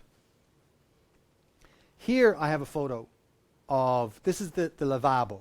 The lavabo basically is the washing area that the monks used. And this was destroyed by King Henry VIII in the dissolution of the monasteries. Basically, you Protestants made a mess of Ireland, and we're still trying to recover. And we love you, still the same. So that says an awful lot about our Christian love. No. So basically what I have here is I have a structure. Now, it is a tourist destination. So here's a problem with a tourist destination. Large areas of gravel so that large numbers of people can walk through there. No matter what I do, at an average height of 5'5", I can't get rid of that without getting rid of some of the wall that's left. What if I drop down to the ground and shoot up? What if I go down on my knees? What if I utilize the flip out screen that many cameras have now so that I can see that from a very hard location down on the ground? What if instead of that large area of gravel path for the tourists, what if again I drop down to my knees? This is very damp, by the way. It's early in the morning. There's dew on this. So I now have damp knees. So without the use of Photoshop at all, I've got rid of the road. It's my perspective that's changed. If you're ever around me taking photographs, one of the things you'll spot is that I will climb, I will drop, I will hang out of things, and I'm looking for perspective. There is a particular shot I took. I don't have it here in those collections, but I will find it for you. And it was of the Colosseum. The Colosseum that's in Arlington. I'm sure you're familiar with it. You drive past it every day. I'm only joking. Rome.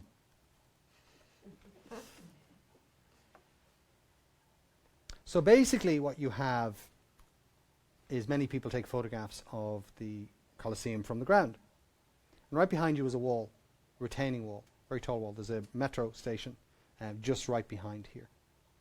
And that was my shot one year, 2006 I think, 2007. Went back the next year. And this big retaining wall is a big retaining wall. It's a thick retaining wall. So any tripod placed just above that wall shows the wall. I just climb up on the wall. If I'm at the edge, I don't see the wall. The police allowed me. I didn't care. But people were looking at me going, should you be up there? I don't care. So the shot's important. Making sure that stuff isn't in the way. Making sure that I don't have a shot that I fall in love with thinking that it's the shot I took. When in actual fact the shot I took has a bit of a wall down the bottom. I don't want any of those things. So foreground interest. Foreground interest, leading lines. All those are important and they really help make a landscape look more three-dimensional. So foreground interest and leading lines, what are they? Let me just go back to my landscape tips. So foreground interest is where I'm basically looking to see is there something that I can put. These are the Flint Hills. The Irish Flint Hills. That's what they are. So I have foreground interest It has just recently rained, the sun is rising, so I'm getting a nice reflection off the road as it goes around. But I'm also getting kind of these lines that help lead in to my image. If I were to then say, yep, here we go. So I'm using the curve, the road, to lead into the shot. I want the height of the trees, but the road is a key important element within that shot. So finding foreground interest, finding something that's sitting there to occupy that space, maybe even informing what's going on within that. That's really, really important. Looking up at the sky. Now you've had some dramatic clouds of late here. You really, really have. So making sure that what's in the foreground is conducive to that. And I will go back to my Ghost Houses of the Prairies project. So my Ghost Houses of the Prairies project essentially was me trying to build in this emotion about this kind of loss, this sense of loss of a space. I'm just looking forward there, down here. Ghost houses, there we go. And we'll also look at lead-in lines and foreground interest as well. So you can see that I've got the lines on where the tractor would have been. You see I've got the lines of somebody's car going in. The tractor itself is foreground interest. The tree over here I'm using in that manner as well. I noticed that whatever way the wind was blowing here, it was taking the kind of the grass, the hay or whatever it is, and just kind of pointing it towards the house. So I made use of that, the foreground interest. And even if there isn't foreground interest, I'll make foreground interest. So I have a shot I took in Ireland. What's it called now? Portumna. Yeah. Portumna.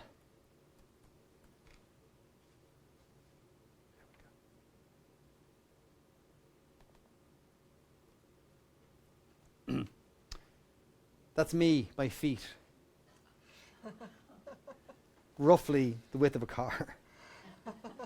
Because without it, I don't have the interest. This was also another shot where I was looking for a particular kind of shot, and it was a bright sunny day when I shot it, and it was a kind of a little mini vacation.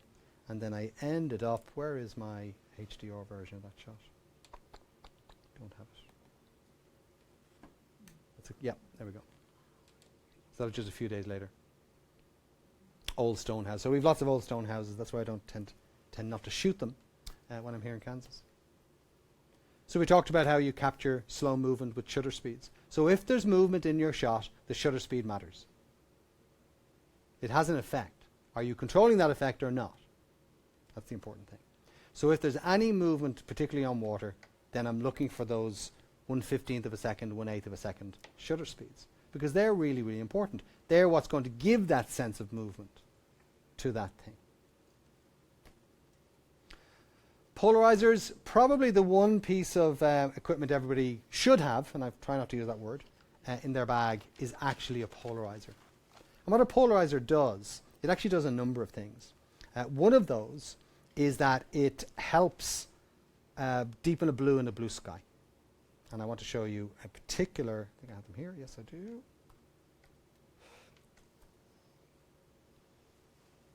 Polarizer. Okay. So here's a shot taken in Cyprus in the Mediterranean. This is an ancient Roman column.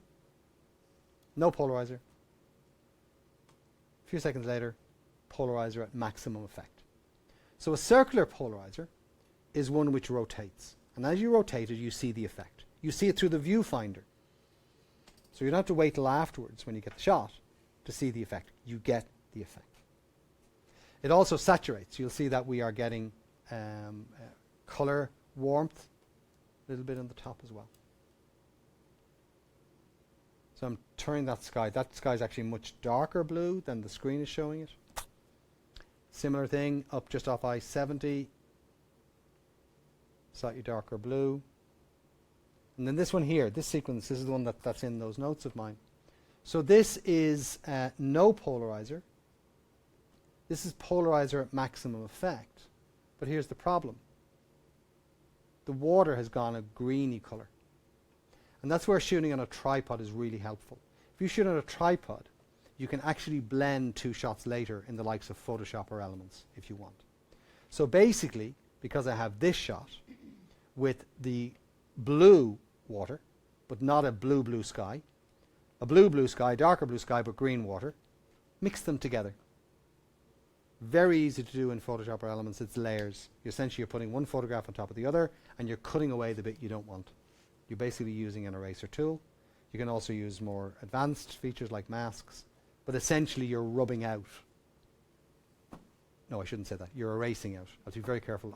I won't tell the story because we're going live, but I was in drafting class when I was 16, and something that rubs something out, you would put an ER in the end. And I asked the girl next to me for one of those things. I didn't know what I said until I told my American brother when he went home, and 15 minutes later when he stopped laughing, he explained to me the difference. So the ND grads, the neutral density graduated filters, these are the things that I was referring to when I was in Lightroom earlier, darkening the top. So what are they? Essentially, they are filters that are dark on the top and light on the bottom.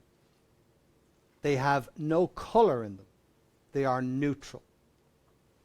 They are dense, which means they stop light coming through. I can mimic that in the software, and I'm going to show you that in a second. But essentially, it's a filter that sits on front. They're square or rectangular, which means you can move them up and down. They come in 2 kinds. They come in a soft grad, and they come in a hard grad. And a soft grad has a smooth transition from nothing to its maximum effect. And a hard grad has a hard, sharp transition between its maximum and minimum effect. They also come in different strengths, and they are in terms of stops, 3 stop, 4 stop, 5 stop, and so on. But if I go over here to Lightroom and find an image I can show you, neutral density, landscape tips, yeah. Actually, here's what I'll do. I'm going to make a virtual copy of this. So I'm going to show you live. Yep, we're going live. I'm going to make a virtual copy of that, please. And I'm going to show, you're actually now going to see the completely unprocessed shot here. Develop settings, reset. So that's the actual original unprocessed shot. So I actually worked on the sky on this one. I used a neutral density graduated in the computer, not in the software. And the reason for that is, and I'll show you now in a sec, is that I affect everything. So basically I'm going to preset this, take my exposure and have it dark above the line, none below the line, and then the transition from hard grad to soft grad. Then depending on the strength of the filter, a kind of a 1-stop filter, kind of a 2, a 3, a 4, and a 5. So I would go here, and in fact I might even put a little bit of color in there because I can actually put other bits in the computer that maybe I can't do with the software. And then what I can do is I can basically take out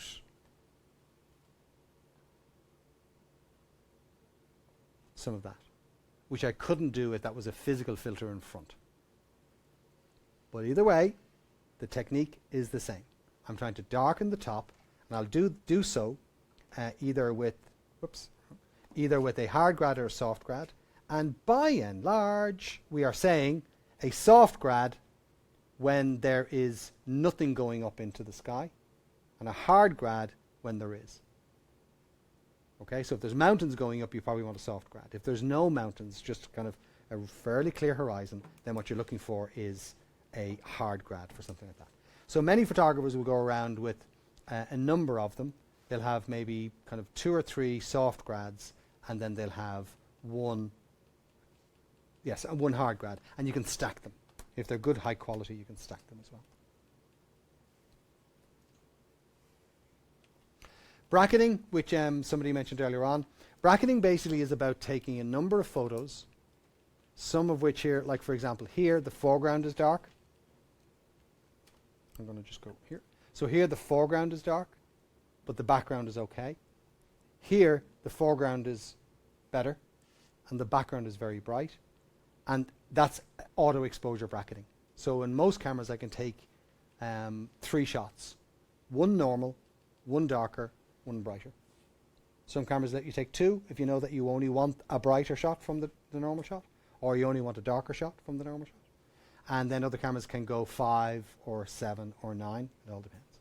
So I bracket, which is basically a way of taking a number of photos at different exposures, and then I blend them together to give me the best of each one. So they're done in the computer. They're done in software like Photoshop or Elements or Elements. I talked to you about manual focus points. So essentially, the cameras with all their focus points are going to want to focus on the biggest, nearest thing. And that basically is the cross. This is a Celtic cross here. No matter what I do, I cannot make it focus, if all focus points are on the tower in the back. So I can only do that by engaging, as I mentioned earlier on, by engaging I'm going to camera, thank you Mike, the focus points. So choosing the single center focus point. Or if the camera is locked down on a tripod, I might also choose a focus point elsewhere. So I have that choice if I wish. Right, going back to the computer, Mike. And then we've talked about shooting small. Don't forget the small things, going in close, looking for detail, minimizing everything else, and just looking for that kind of abstract, semi-abstract. Something that I'm not going to go into any great depth here, but I just quickly will point out. I mentioned that sharpness is affected by the aperture as well, the aperture number. As a general rule, if you shoot 2 stops down on any lens, that's where you're likely to get sharper images. So in other words, if the lens is an f4, you have to kind of know the numbers off the top of your head. If you have an f4, 2 stops down, 1 is 5.6, 2 is f8. In general, an f4 lens will have its sharpest aperture around f8. If you have an f2 lens, 2.8 is 1 stop down, f4 is another stop down. Then 2 stops from an f2 lens is f4, generally. Now there may be depth of field issues. So what I say here is if depth of field is not an issue, when is depth of field not an issue? When there's no depth. Shooting a flat wall, no depth. Shooting a piece of paper, detailed paper, no depth. Shooting etching on a cross, essentially no depth. So depth of field is not so much of an issue, and I can then default to that if I want. Okay? On that, by the way, if you do want to find a really a cool way to find out what particular lens you might have is good for at an aperture number, go to fredmiranda.com. And fredmiranda.com is a photography equipment, primarily lens user review website. So these aren't companies that are reviewing these. Just go to reviews, and then you can go into any category: Canon lenses, Nikon lenses, Sony lenses, Sigma lenses, Tamron lenses, some of the new manual from Samyang and so on, Sony mirrorless lenses, they're beginning to increase in there. So basically what you have is if you go into, say, Canon zoom lenses, same true for any of the other brands as well, you'll find all those lenses and you'll see that they have been reviewed, 12 reviews, 33 reviews. And if you go in here, you'll basically find geeks. And I use that in the gentlest, most loving way possible. Will tell you, stopping down to 5.6 or 8 gives the best image quality. Thank you. That's what I want to know. I don't want to have to go do those tests myself, because that would be just mind-numbingly boring for me. But it's not for him or whoever, Green Mind. I thank him for doing that, because they're coming back. And then if you read through, you'll get other feedback. And if it's consistent, people are saying, yeah, I find that lens works around 5.6 or 8. Then you can take that as being kind of fairly gospel on how that particular lens works. So if you're thinking of buying a new lens, I would strongly recommend that you go to that website to check out what other people are thinking. I actually did that. Sigma had a 10 to 20 lens, which I wanted to get. And I read the reviews on it, the version 1, and they weren't coming back, giving me confidence. Bad image quality. So then somebody was talking about a Tamron 12 to 24 lens. I had a look at it, and the reviews, less reviews, newer lens, the reviews were just ecstatic. That's the one I bought. So it gave me that confidence. Because one of your problems, everyone in this room, well, not everyone, most everybody in this room, you don't live in a photography peer group. And when you don't live in a photography peer group, here's what breakfast looks like. Well, darling, I'm thinking of buying a new lens. Or they may be very good at hiding it, but internally their heart is just sunk because you want to talk about a lens. So the biggest problem we have is just getting that feedback, getting that information about, is this piece of kit good, is it bad, is it not? So for lenses, Fred Miranda, I would definitely recommend for that. And then finally, a decent tripod. I think one of the things that we skimp on is tripods. So if you look at the tripod that we have our camera 1 on here, I'm not going to touch it because it's all lined up. This has no central column, and it has no brace. The reason it has no brace is that it's sturdy enough in the first place that it can hold up, and secondly, I can splay those legs out to get that camera closer and closer and closer down to the ground. I could also just splay out one leg and let it rest on a wall, which brings me closer to the wall, which means the wall is less likely to come into my photo. I'm also hopefully looking for, that was a metal one, that one is carbon fiber. Carbon fiber you can pick up with your little pinky. They're more expensive, but they are so light to carry around. Really, really, really light. And I would also recommend you consider, because once you go up into that range, you end up with different heads available to you. So the cheap ones you buy, the aluminum. Grant was quite astonished. He thought I was making up a word when I said aluminium. He was absolutely 100% convinced. So an aluminium tripod is what the real world uses to describe aluminum, okay? They have no sturdiness. They have no essential rigidity at all. So the braces are about giving that rigidity. But also the cheap ones have plastic everything. Plastic doesn't stay, it stretches, it moves. So this here is a pistol grip.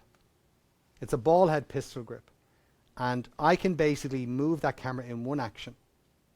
I don't have 3 little knobs. And they're the ones that kill people, I think. They go, tripods. No, you hate cheap tripods. That's what you hate. So any ball and socket is great, but I find the pistol grip great because I can just release it, and I have a lever, and one action essentially lets me put that camera exactly where I want. And in fact, what I have here, because this was before electronic spirit levels, many of the new cameras now have an electronic spirit level, but you can also buy hot shoe spirit levels. Pick these up quite cheap on eBay. And essentially they go into the hot shoe. So they're just like a spirit level that you'd use in construction, except they're small, they slip in, and they help you get the camera level. Little bubble is dead center. So a hot shoe spirit level. Then I would talk about using aperture priority. Aperture priority lets you control the apertures. With landscapes, depth of field matters. Now whether you want a lot or a little, that's your choice, but it matters. It's the primary go-to. If you're on a tripod, you then remove the issue that a big aperture number, giving you a slow shutter speed, gives you, because the tripod is removing you as being the weakest link in taking slow shutter speed photos. Does that make sense? So I would be looking for, in general, a tripod that allows the legs to splay out. It has no central brace stopping that from happening. If it is a bit more expensive, well, maybe a lot more expensive, I'd be looking for carbon fiber. And if you make the right investment, you've got a tripod that will last you the rest of your life, quite literally. So I'd be recommending that. Aperture priority, allowing you to choose the aperture numbers, and then raw, giving you the ability to pull back detail. Because landscapes are nothing if not high contrast. The sky is brighter than the ground. Getting an exposure correct for both of those is quite difficult in one shot. certainly on a bright sunny day, certainly when there's heavy shadows going on. So RAW helps you a little bit in post-processing terms if you want to do that. In terms of post-processing, I have no shares in Adobe. Can I just say that? Lightroom. This is probably not the state to say it. I'd marry Lightroom. It has been the most reliable, most supportive, most loving partner I've ever had. So why wouldn't I want to marry it? I can do everything. You see the way I've been able to find shots, keywording. I can find the shots as long as I put the keywords in. IMG 1234 doesn't help because I don't remember what IMG 1234 was. So Colosseum, I found Colosseum because I put the keyword in Colosseum. That's how I found it. And then I can process those shots. And then, as I say, I can go in and I can export those shots if I want. So here, for example, proof of the pudding. It's a CR2. That's a raw file. I simply go File, Export. Then I choose the file format I want that export to be. JPEG. If I'm putting up on Facebook, I want to resize it. So the raw file is always big. I can never play with it. It's always the raw file. I can't reduce it. It's always the big size. So in the export, I use 800 pixels when I put any of my images up on social media. So I can say 800 pixels.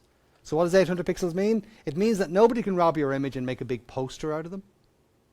But they could rob them and put them on a website. So it's trying to find a balance between letting people see your images while also protecting yourself in some way. And inside Lightroom, I have a series of signatures, which essentially, once I export, you will see, I've been able to scan in my own signature, put it into Lightroom,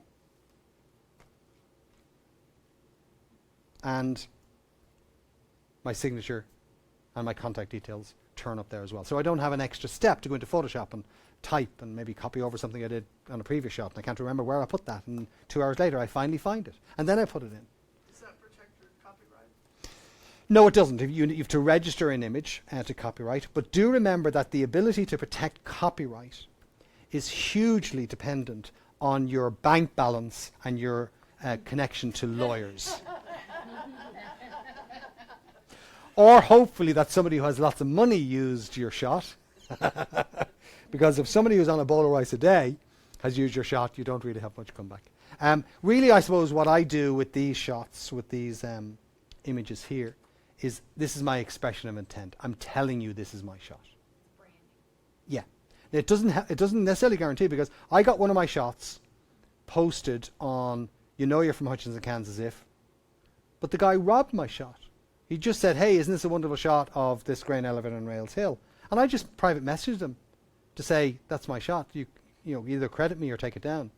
Well, he decided to go into flame war, and basically half of Hutch was against me as being a foreigner coming into this state. Who do I think I am? Walking on private property. Like, all of a sudden, my protection of my copyright became, get the hell out of here, foreigner. So, you know, you have to be careful. Oh, did I say a bad word? Oh, man. It's the internet, we can get away with it. Anyway, I get heated about these things. We'll have a workshop on copyright. That's probably the thing to do, because there are some things that I keep in mind. But by and large, people will take your images. Your job, I think, is to minimize while still allowing. I mean, if I had a really tiny shot that you didn't see, I'd protect that. If I never posted it, I'd protect that. But would I be able to get the feedback? Would I be able to? No, I wouldn't. So that's kind of it. I was going to do street photography, but I talk too much. That's my problem. You see, if you all just shut up and let me do my stuff, I would have got through it all. That would have been the plan. I want to thank you all for coming here. There we go. I know some of you have come a long way, and I really do appreciate that.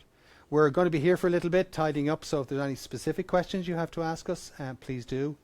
We are going to put this up on YouTube as well, and I think it can be played back with Facebook as well.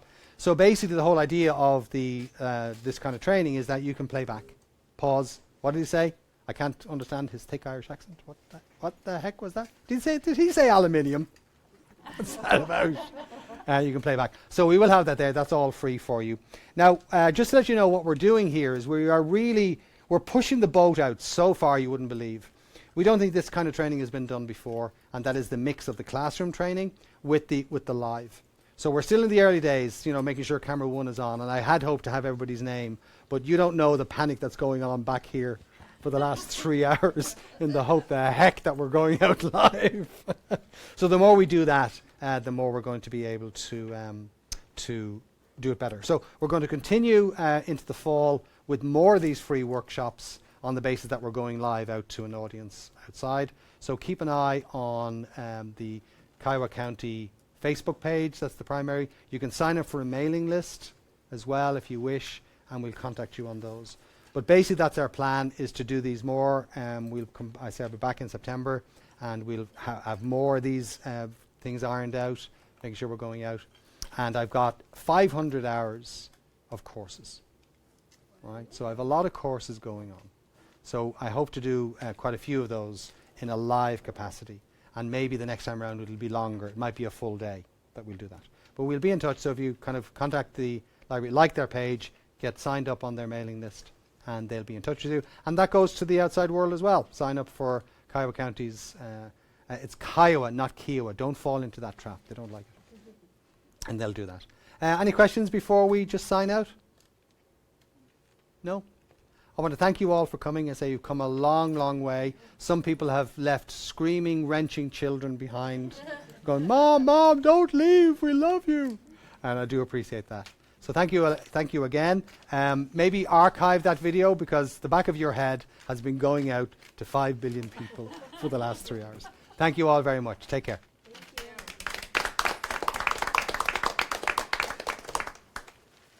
Can I cuss now?